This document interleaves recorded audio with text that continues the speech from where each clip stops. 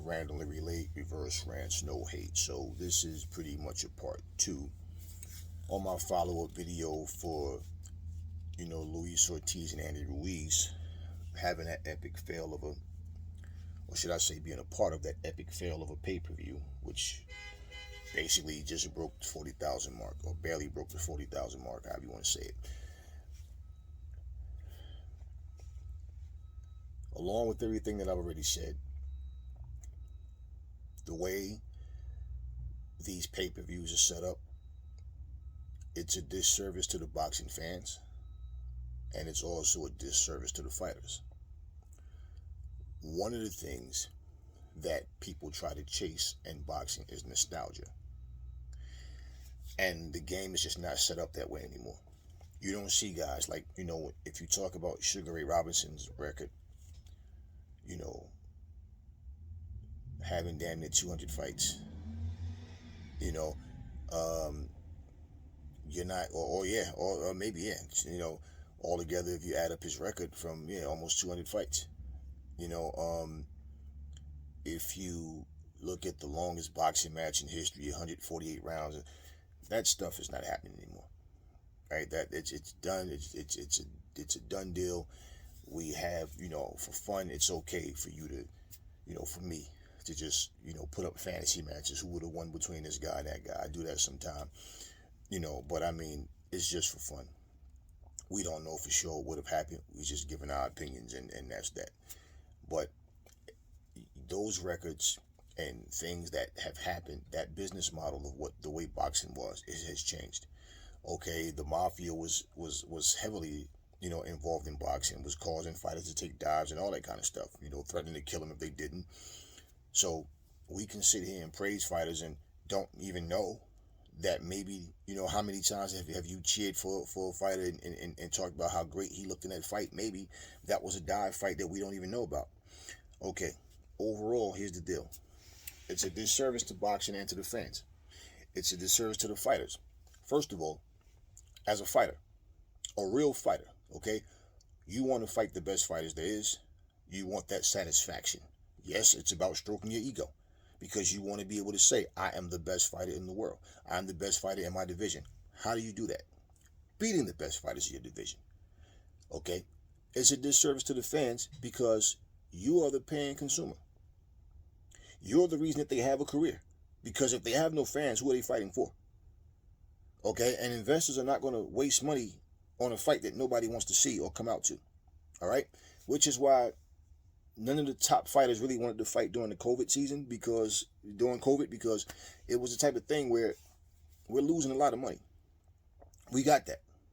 And that was understandable. At the same time, as a fighter, if you're in this solely for the money, okay, you're doing a disservice to the fans and yourself. Well, as far as you doing it to yourself, it's only seen that way if you care. Okay? But in the end, when you look at, guys, and look at their records and who they fought, okay, that's when people really get to tally up everything. Now, example, I saw, when Deontay Wilder was doing his little press conference with Hellenius. And I remember this was the one where they were on video. And he said that people say they overpay boxers. He said, how? We're in there risking our lives. How you paying us too much? We risking our lives. I'll tell you how. Now, I agreed with his analogy on what he was breaking down. But there's more to it than what he was just saying. But I agree. Okay, and basically, Deontay realizes now, with all of this, it's not about the money. It's about legacy. And, okay, one, this is how you're overpaying boxers. When boxers, for one, haven't put the fucking work in, but they feel entitled to a certain amount of money because in their mind, I'm better than that guy or just as good. And that guy's making X amount of money, even though that guy has a way better resume than you do. Okay? You got guys who knock out a bunch of nobodies, have one good fucking fighter on their whole resume, but that one good fighter is enough to get them the payday, a bigger payday than they ever had. So the perception that the crowd have is that this guy is this and that. He's one of the elite, and but if you look at, well, who did he actually fight? And you break down the records, he fought nobody. You understand? And when you did step up in competition, you look back. And even lower level competition, you don't look so great until you get the knockout. Well, fighters become complacent. And then it becomes a struggle of money. People in this business don't care anything about you. If you retire flat broke, that's just on you.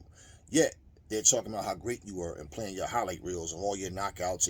So, he gets that now. So I agree with him on those, on that type of situation what he's talking about. But overall, no, when you say that the way you said it, it also can be looked at like, well, do you realize that if none of us buy your pay-per-view or come out to watch you fight, you have no money to make? And basically, where do you think that these people are getting money from? How do you think they pay other fighters? Right? So if you're aware of that, you're basically saying, because one could take it like you're saying, look, the fact that I'm here risking my life in the ring, you should pay me. Doesn't matter who I'm fighting. Example. Robert Helenius versus Deontay Wilder is not a pay-per-view fight. The only thing that can do this pay-per-view justice is if the undercard fights are actually quality fights that people want to see. Because if you have quality fighters on this card, but it's one of those, I don't know them, I don't care about that fight. Let's go to the red carpet and take some photos. Let's go take some selfies. Or while these guys in the ring, these guys are sitting on their cell phones, not even paying attention. This is the type of thing where if the consumer, okay, because this is where you're making your money from. If the consumer is not satisfied with the products that they're getting, if they're not happy with what they're getting, they have the right to not watch, to not tune in. You guys, oh, they just hating, they're haters. No, they hate what you're doing. They hate the product that they're giving. And that's where the disconnect come with the fans, okay, and the fighters. We're risking our lives in here. Well, this is the profession you chose. Okay, if you chose to be a trucker and you're going up those steep hills and mountains where truckers lose their lives every year because something happens, too much ice, the truck spins and okay, they chose that life. They chose, so the risk of you dying, it's there. The risk of you getting seriously hurt, it's there. No matter what you choose. If you're a crossing guard, you could be out here directing traffic and somebody's running from the police, or some idiot who's high or drunk doesn't care for your life, not even in control of themselves at that moment. Bam, gone. So anything can happen. You become a police officer, okay? You got a bunch of cops doing stuff they shouldn't do. Now someone has a hatred for the police and decide, you know what, I'm going to get one of them. Okay? You chose this. So when you say, how are they paying us too much money? You can't say that. Because I'm pretty sure if Helenius wanted more money than what he's making, you say no. He's asking for too much money. So you can't say that. You know, the part about you risking your life, yes, I get that. And like I always say, I feel like the fighters should be well compensated. But I also feel like you need to earn your keep. And this is why you would never hear me say for any fighter, oh, this guy has the right. Okay? He's earned the right to fight whoever he wants. No. No. As long as you're lacing up those gloves, and as long as people are paying you to go in there and fight, then you need to understand the least you can do is go in there and fight quality opponents. Okay. You have people, okay, they don't like to watch just boxing. You have people that watch boxing, they watch professional wrestling. They may watch K1. They might watch MMA. They may watch other things that's pay-per-view. Every single month there's a pay-per-view. Now it's, okay, which one am I going to watch? And if the one that they feel the least, that's what they're not going to buy. And when you have these boxing pay-per-views, $80, $50, like, come on. You guys are quick to brag about how much money these fighters are making, but at the same time, it's like, you're not enjoying the fights that they're in. Well, it was said that Luis Ortiz, not Luis Ortiz, Andy Ruiz and Chris Arreola, that fight sold 100, it was like 125,000 pay-per-views, which is still a low number. If you can't even break the 500,000 mark, and these are heavyweights and a former champion of the world, okay, fighting a guy that for one is over the hill and Chris Arreola, but even if, let's just say, even if it was 100, if it really sold that, okay, then that means like 80,000 plus people decided, I don't care about Andy Ruiz versus Luis Ortiz, which shows you, one, neither Andy Ruiz or Luis Ortiz is a pay-per-view star, okay? Andy Ruiz has shared the ring with Anthony Joshua twice. Luis Ortiz has shared the ring with Deontay Wilder twice. And the two of them together can only conjure up 40,000 pay-per-view buys. So it's what I'm telling you. When you look and think that someone's a star or a superstar because they wear their country's flag and it's like a, you know, him being Mexican, it's a pro-Mexican crowd and they're cheering, and you think that, yeah, he's a star. No, he's not. He's not. So now that these crappy numbers have come up, it makes you think, well, what is the PBC going to do now? What is boxing in general going to do now that this type of stuff is not happening? Way too many titles, like I've said, way too many pay-per-views, and way too many, you know, fights of no real quality or real interest. And then you keep trying to protect certain guys. See, I'm going to be honest with you guys. Boxing should actually find a way. How the UFC doesn't have all these sanctioning bodies. This is why they're able to do what they do. Boxing need to find a way, okay, to pretty much line things up to where, yeah, you can be undisputed and all that. It makes the game more exciting, right? But they should find a way to make it where these guys can't sit here and play dictator. Because, see, don't blame Floyd for this. Floyd did what Floyd had to do for Floyd. Floyd put the work in for years of his life, like I said, and he had his exit strategy. If he knew what he wanted to do, and even like the spectacle of him, nobody's going to sit here and tell me nothing about they wouldn't have did that for $300 million and fought against another MMA guy. How much did Ali get when he went in there with Antonio Inoki? Is it not the same thing?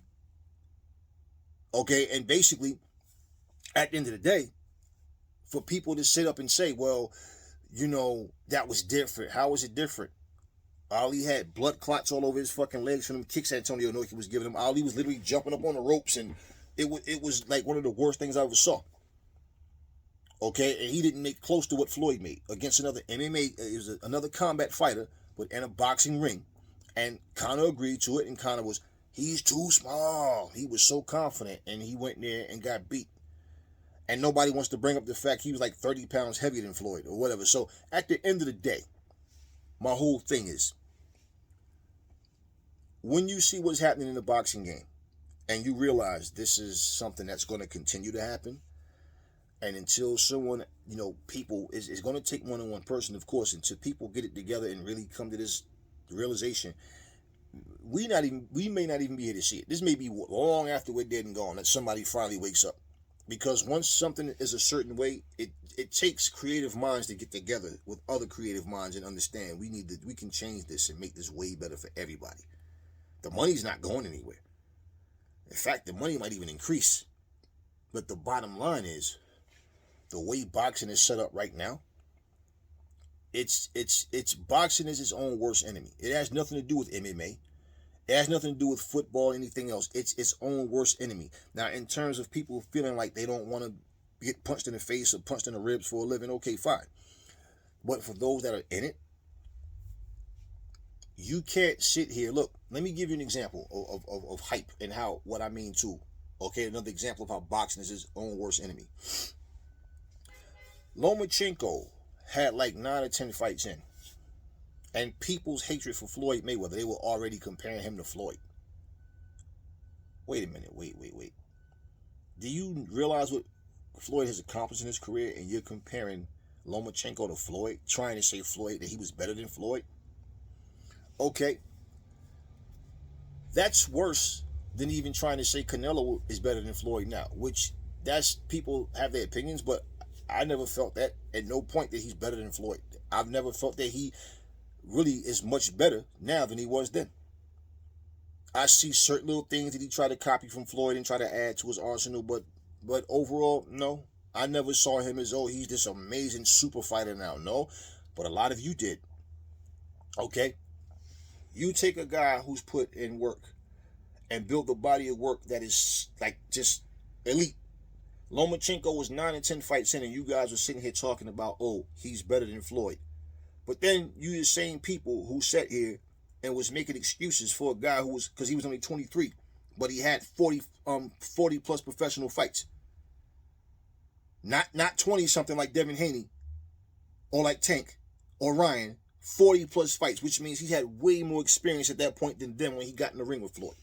So if he got in the ring and only had 20 fights, you guys still, for all the people that was saying that he was going to beat him, you wasn't saying that before. Oh, he doesn't have the experience, he's only 23. What do you mean? What do you mean? Right? But you don't give the same excuse for a guy like, you don't look at Devin and say, this guy's a super talent. He's only 23. And no. Or, well, Kambosos ain't that good. Wait a minute. Kambosos beat Teofimo, who beat Lomachenko. And you guys was calling him undisputed, but you was saying Devin Haney's belt didn't matter. So they were undisputed without that one belt. Well, isn't it funny how the guy you called undisputed got beat by Kambosos? Then the guy that you call undisputed got beat by Haney, but somehow Devin Haney being undisputed doesn't matter anymore. Oh, belts don't mean anything. Do you understand? It's the people in boxing that help destroy what's been created, a great thing in the sport of boxing, with this hatred for one another. You look at fighters, MMA fighters don't always like each other. They talk trash and all this goes on and a whole lot of ignorant shit happens. But as a sport, you don't have people in the UFC shooting down the UFC. And I'm not talking about being honest and truthful about what's going on. I'm talking just out of some hatred. Oh, well, no, the UFC is this and this and this and this. And, oh, my fighters are better than those fighters. And they're doing this and that. You know, just basically, why do I have to fight him? I don't need to fight him. I'm better than him. I'll beat him anyway. And this is what you have in boxing. We have got to a point where, oh, because he beat him and he beat him, that means he don't need to fight him because he'll beat him too. So that fight doesn't even need to happen. This is where boxing is. Why do you think the numbers in the crappers with most fights? Along with it being way too many pay-per-views, too many, non-quality fights, you have this situation where people are making up in their minds who the winner would be. So pretty much, we don't care about that fight. So if the fight actually happens, this morning, okay, it's 7:54 right now. This morning, I come out. Let me see what I'm going to talk about later. I knew I was going to do this video, and I'm checking to see what's going on. And I saw 2 videos. I did not watch the videos, and I probably won't. One video was labeled, done deal. Ryan Garcia and Tank Davis, done deal, absolutely 100% happening.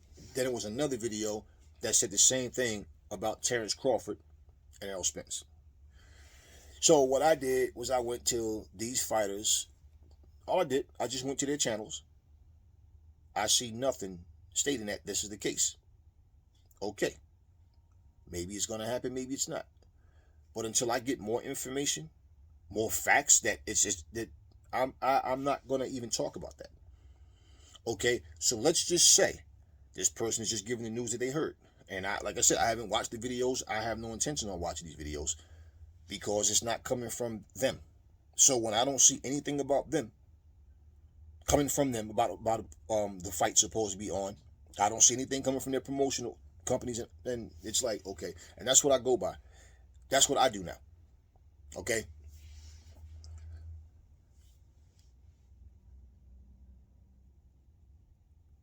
If you're going to put a pay-per-view together, I feel like pay-per-views should be earned. Pay-per-views should be earned. The same way the business model of boxing changed from the Jack Johnson days up to the Sugar Ray Robinson days, up to the Joe Louis days, to the Muhammad Ali, to Mike Tyson, how it changes. It just needs a change for the better. Okay, and it needs to be innovative to give the fighters something to look forward to as well as the fans. Because the way things are going with all this circus shit with the YouTubers and different people jumping in here, and I believe people think because someone like Jake Paul, like I said, they're dependent on guys like that to bring eyes to the sport. Well, they didn't bring any eyes to Andy Ruiz and Louis Ortiz, and that's evident. So the whole thing is, like I said, these guys bring eyes to them. They get attention for what they're doing. Same way Logan Paul is getting ready to wrestle Roman Reigns at their next pay-per-view in the WWE. Okay? At the end of the day, this is what these guys are doing. Okay?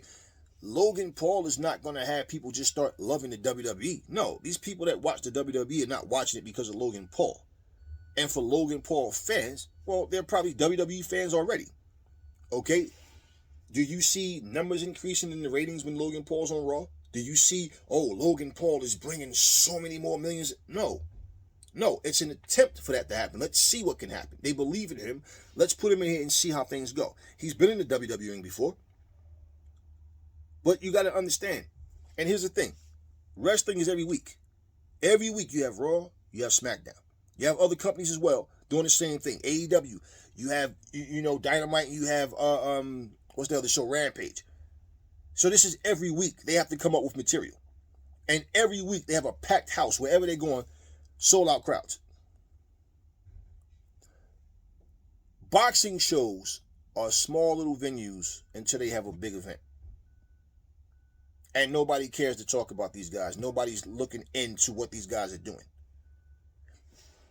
If we are going to continue to have pay-per-views that can't sell because the WBA doesn't want to put their fighter against the WBC guy, or Matchroom don't want to fight a PBC guy, PBC guy don't want to fight a Top Rank don't want to fight Showtime, whatever. It's just no. Well, we can't have it on their platform. It has to be on our platform.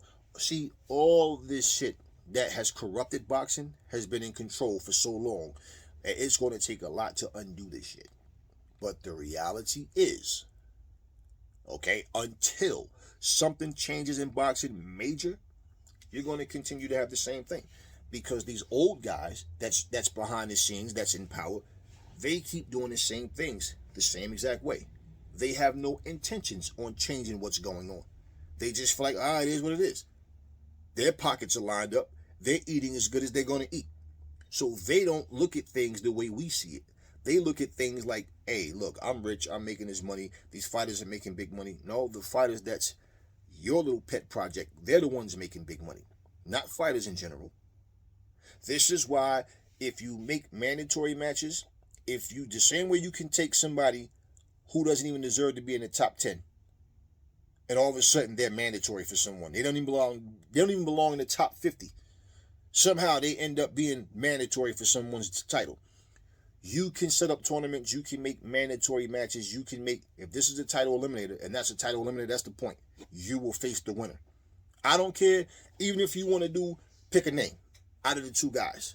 If you do it a four-way, however you want to do it. It makes no difference. At the end of the day, it should be mandatory. And when guys all of a sudden, I got to pull out the fight, I have mental health issues, stipulated that if you pull out a fight without legitimate doctor's orders, you can't go fight someone else. You must fight that guy. And if you do, you lose your spot. Now, if these guys are willing to walk away from millions of dollars simply because, oh man, I don't need him, he need me, and they're trying to make excuses to not fight, the fans will see that. And you know what? You got to earn your spot back. No, it's just way too easy for these guys to sit back and do much of nothing but become popular on Twitter and Instagram and Facebook and YouTube. But overall, you guys are doing nothing. I'll give you the same example again. Rolly Romero, okay? When he went in and lost to Jackson Marinez and people basically knew, Rolly lost that fight. Rolly, he had one fight against some subpar guy? He won the fight. So again, without doing absolutely nothing. He talked you guys into believing he was going to knock out Tank Davis. There's nothing he did in the ring that made you believe it. When he fought Jackson Marinas, you know what I was seeing? The guy's a bum. He ain't shit. Why the fuck Floyd picked this guy? This guy's nothing. This guy's overrated. All he has is power. And then all of a sudden, without him doing nothing, you guys thought this is a 50-50 fight. Actually, I think Rawley's going to beat Tank. Man, he said this, and he said some shit. Now all of a sudden he's going to beat Tank because of what he said. Okay, this is what I'm talking about with boxing. You guys are okay. You guys are so busy being fanboys and cheerleading that you guys are okay. You are okay with these guys coming in here fighting half-ass opponents and talking trash. Oh, he's so entertaining. This is what they're going after. And wasn't it Rolly Romero that said belts don't mean nothing? It's about how many Instagram and YouTube and Facebook subscribers you have. Didn't he say that? That's what it's about. It's about popularity. So now he doesn't want to fight Isaac Pitbull Cruz. I don't think he should fight him because Tank Davis said it. But for the thrill of the challenge. Well, who else you going to fight? Who else is out there? He's trying to make himself sound like he's an elite fighter and he can just pick and choose all the top guys if he wants. And he keeps talking about how he's going to fight this guy at 147. He's going to fight that guy at 147. He has everything planned out. But right now at 135, he's not doing shit. This is what's going on. It's all about talking. I've never been about talk. I was taught by my dad and my elders, the guy with the biggest mouth, that's who you punch in the mouth. The biggest guy in the group, that's who you punch in the mouth. And don't stop. I was never taught to do this. Why they're doing this? Punch him in the mouth while they're talking. Let them know you mean business. Simple. So all of this, he said that. Oh, yo, I respect when you're bringing facts up to make a person look stupid. This is exactly why the Shields Marshall face-off stood out more than any of these other face-offs, because this wasn't about, oh, I just want to talk shit and insult you. It was, no. When you're asking a person something and you can clearly see they have no comeback because it's like, damn, why you have to think about what you have to say? It should be there. You know what you're doing. You know what you're up against. You know what you can do. That type of thing. This is where you look and you say, you know what? This person is not as confident as they're trying to pretend to be, but the reporters and certain people are trying to make it seem like these guys are equally as accomplished. These guys are on the same level. But I don't think the fighter really believes that. Plain and simple. It's not about shit talking. But if somebody sits here and says, are you going to beat her?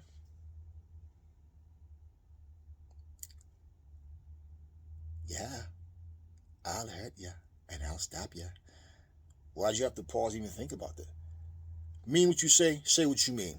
I'm whooping your ass. Simple. Now, words are words. When they come into fruition, then you'll go, damn, yeah, you know what? She was confident. So again, in terms of favoritism, you all can see that Anthony Joshua was not confident, but you couldn't see it in Savannah because Savannah's winning fights. She hasn't lost yet, and pretty much she holds a victory, on record against Clarissa Shields in the amateurs. So basically, you don't see it as the same. So you can't see that, nah, it's not there. All this pausing, smiling, don't know what to say, have to think of what to say. No, the confidence is there in Clarissa. This is the whole point of what we're talking about. Clarissa's not going to win because of her words. She wins is going to be because of her skill set, her heart, her determination, all of those things. Vice versa. That's the whole point of what I'm saying. You can see certain things, but I'm not going to start, oh, Savannah's a bum. She never know. No, it's not about that. But in boxing, this is what you have too much of. Fanboys who don't want to give credit to a fighter because they're not the same countrymen or whatever. It's just something other than I'm focused on the fights. And that's why I'm probably the only one making videos like this, or one of the few if there's anybody else, about the state of boxing, because to be honest with you guys, what's happening, like I said, is going to continue to happen. And as long as it does, just be prepared to keep having 7 fights with only 2 fights that may be worthy in the rest, or undercard fights that may have been even better than the main event, way better, but hardly anybody got to witness it. So for those that didn't see it live, if the pay-per-view does good, well, those fighters were seen by the people watching. But the perception is, oh man, that motherfucker ain't all that. Nobody, the building was empty when this motherfucker was fighting. He's nobody. Like how Jerron Boots Ennis, right, is an up-and-coming guy, but I believe in his skill set. We just want to see the fights happen. Now all of a sudden you got to be 35 years old to be ready for a fucking world title match. You can't be 23 anymore. You can't be 7. You know, everything has to be, oh, you have to be this age, you have to be this height, you have to be this weight, you have to have this kind of haircut, this kind of eye color, this amount of following on social media, or you're just not ready. It's way too much of this. It's way too much of it. I'm going to close this video by saying 120,000, 125,000, whatever, that is a low number. But for one of the fighters that was involved in that 125,000 pay-per-view buys end up being the A side against a guy where it only had 40,000 pay-per-view buys. So we'll see what Wilder versus Helenius does. I'm pretty sure those numbers are going to be low because Helenius has no real following at all. Deontay's no big star on his own. Believe that. He needs the right dance partner. So we'll see these numbers. And this is important to bring up for the simple fact that boxing needs a wake up and a shake up. And until somebody, some powers that be decide we need to take care of boxing, we care about boxing, it's not about just writing big checks. And they'll just sit there and keep doing it. They'll ride it till the wheels fall off. These rich motherfuckers will find something else to do to make money. But as far as boxing as a whole, they don't care about giving you a quality product to make it better. They don't care. They show you that. So all of this different promotions and this and these fighters don't want to fight. Nah, miss me with that. Anyway, people, this is just my follow-up on this. Never fall in love with lies. Remember, the truth brings hate out of people, and I will catch y'all on the next video.